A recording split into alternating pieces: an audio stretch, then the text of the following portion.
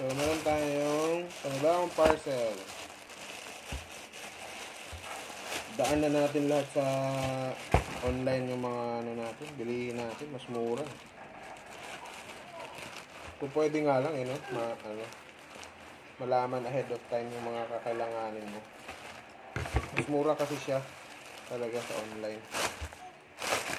Kasi sa bumili sa mga stores. So,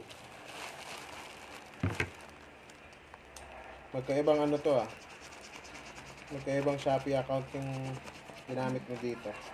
Kasi yung nabot ko yung free shipping. So wala kang binayaran dito kahit sa shipping. Saka ano yan, naka-live yun pareho. So, that's 60 pesos.